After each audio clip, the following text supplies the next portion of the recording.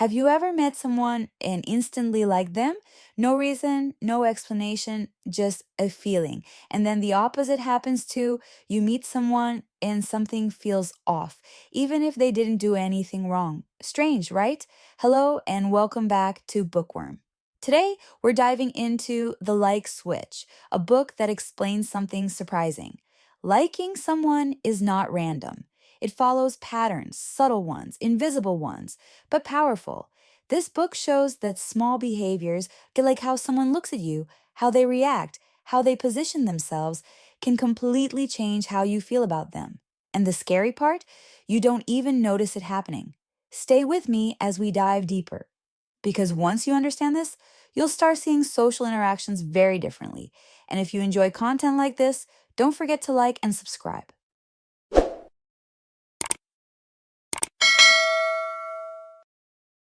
Okay, let's just jump right into this explainer. Have you ever wondered why you instantly click with some people while others just kind of rub you the wrong way from the very first second?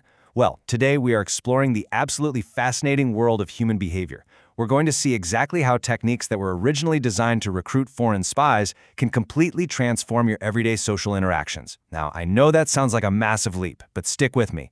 We are looking at a system that takes the highly complex, often super intimidating world of human connection and breaks it down into structured, actionable, and entirely predictable behaviors.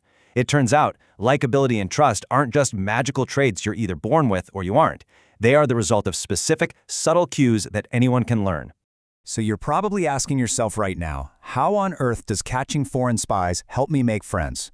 It sounds crazy, right? But here is the core premise, and honestly, it's a real game changer. A former FBI behavioral analyst discovered that the exact same nonverbal methods used to gain the trust of sworn enemies are actually the ultimate, foolproof solution to everyday social networking. Think about it. Our brains are hardwired exactly the same way. Whether we're highly trained intelligence operatives making a dead drop or just someone trying to strike up a conversation at a local coffee shop, people subconsciously decide whether they like someone or trust someone within seconds of meeting them, all based on these hidden biological tripwires. So here is our roadmap for today's explainer. We'll be looking at 1. Spies and the like switch. 2. The friendship formula. 3. The big 3 friend signals. 4. Spotting and avoiding faux signals. 5. Mirroring and building rapport. And finally, 6. The laws of attraction. Let's start with Section 1, Spies and the Like Switch. Ex-FBI Special Agent Jack Schafer literally spent 20 years getting people to like him. I mean, his actual day job was turning enemies of the United States into friends who were willing to commit espionage. But near the end of his career, while he was teaching a class to young intelligence officers, he had this massive epiphany. A couple of his students went out to a bar one night and decided to test out his espionage rapport-building techniques. And guess what? They got a random woman to come over and join them for a drink, all without saying a single word to her first. Not one word. That's when Schafer realized his spy recruitment strategies were just as effective for dating, making friends, or even closing sales in a professional setting. It's all about intentionally flipping what he calls the like switch. To really prove how powerful this nonverbal communication is, Schafer famously won over a hostile, completely mute spy named Vladimir just by giving him the silent treatment. Literally, he just sat across from him reading a newspaper. Day after day, no words, just a consistent, non-threatening presence in the room. This built up such intense curiosity and communicated so much subconscious safety that within a month, Vladimir voluntarily confessed. Why? Because he genuinely considered Schafer a friend. That is the sheer power of consistent, subtle cues doing the heavy lifting before you even open your mouth. Moving on to Section 2, the friendship formula. Okay, so how do we actually replicate what Schafer did? Well, he broke relationship building down into a very predictable mathematical equation. It goes like this. Friendship equals proximity plus frequency plus duration plus intensity.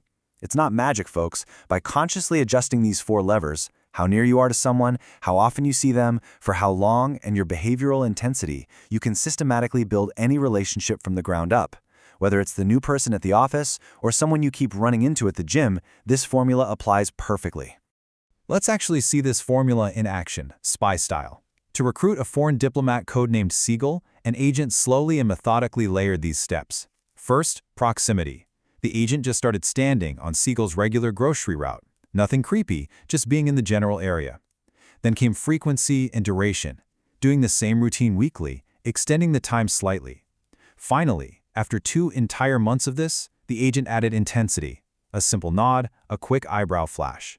By the time they officially introduced themselves and spoke, Siegel's subconscious had already processed this guy, cleared him as a non-threat, and categorized him as a friend.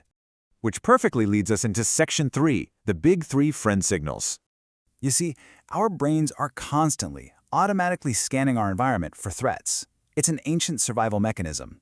Within seconds of seeing someone, your brain instantly places them on a subconscious continuum: friend, stranger, or foe. Now, most people we encounter out in the world are just categorized as strangers. They are neutral, they are background noise, and they are easily ignored by the brain. To actually get noticed, to cut through the noise and spark a genuine connection, you have to actively and intentionally move yourself from that stranger category right into the friend category. And to make that jump, you need to master what are known as the big 3. First up, the eyebrow flash. This is a super rapid up and down movement of the eyebrows, lasting about 1/6 of a second. It universally signals, hey, I'm not a threat. Second is the head tilt, just a slight tilt to the side. And third, a real, genuine smile. Now, a real smile doesn't just look nice. It actually triggers a physical response, releasing endorphins in both you and the person who is looking at you. It's chemical bonding. Now, you might be wondering, why is something as simple as a head tilt so incredibly powerful? Well, it is deeply, deeply biological. Tilting your head exposes your carotid artery. Think about that for a second. It's a profound, completely subconscious display of vulnerability that instantly disarms the other person's brain's threat detection system. It basically says, I trust you enough to expose my most vulnerable spot. It's so hardwired into our biology that it literally even works on dogs. Next time you see a puppy, tilt your head and watch what happens. All right, Section 4, spotting and avoiding faux signals. So, if we know what signals tell the brain friend, we absolutely need to know what signals scream foe. Comparing the two, it becomes starkly obvious why some people really struggle to network or make good first impressions. So many of us walk around with an urban scowl. You know the look, that intense concentration designed to keep the busy world away from us while we commute or work. But if you unintentionally walk into a professional networking event or a party with that scowl, tightly crossed arms, or tense facial muscles, you are broadcasting high-level threat signals. You are literally forcing everyone's brain to put their shields up before you even have a chance to say hello. So, the absolutely crucial takeaway here is to become hyper-aware of your own subtle behaviors. You want to avoid things like elevator eyes, which is that judgmental, sweeping head-to-toe gaze.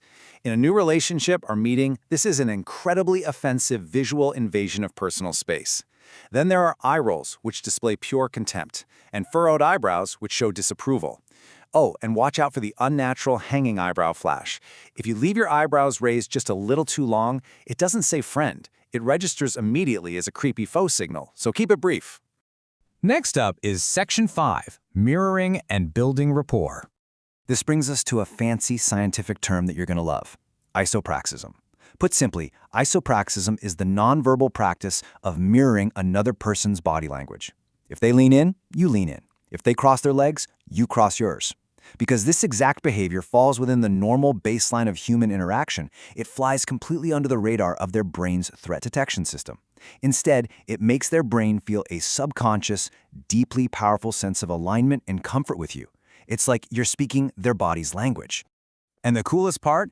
You can actually test your rapport using this simple lead and follow sequence. Let's say you're having coffee with a new client. After subtly mirroring them for a few minutes, make an obvious change to your own posture. Maybe lean back and cross your arms. Then, just wait 20 seconds. If they subconsciously shift and mirror your new posture right back at you, congratulations, you have successfully flipped the like switch. They are entirely in sync with you. Finally, Section 6, the laws of attraction. This famous quote by Maya Angelou perfectly anchors what the FBI actually calls the golden rule of friendship. It is so simple but so profound. The absolute ultimate secret to being liked is simply making other people feel good about themselves. That's it. If you can do that consistently, people will be naturally, gravitationally drawn to you.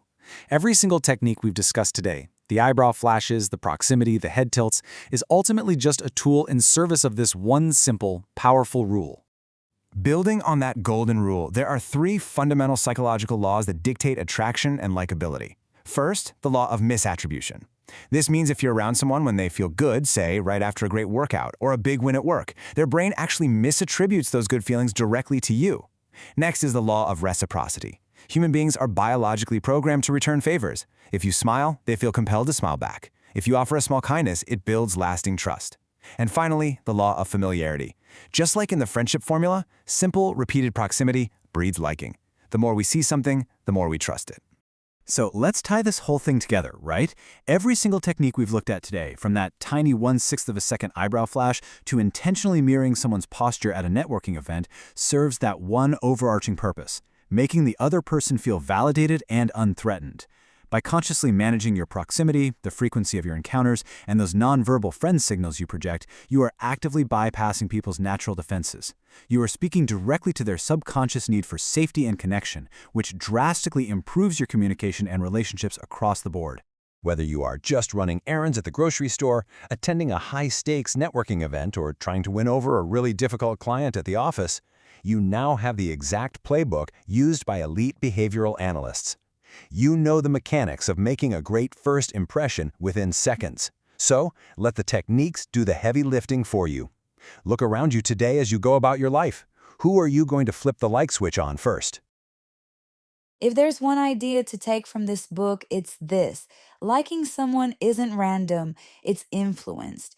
The like switch shows that small behaviors create big impressions: a look, a gesture, a reaction, and suddenly someone feels trustworthy or not. That's the power of human psychology, because most of these signals happen without awareness. But once you see them, you gain control. You understand what's happening, and you can choose how you respond, or even how you present yourself. If this made you see people differently, like the video, subscribe to Bookworm and stay aware, because sometimes what you feel about someone isn't as natural as it seems.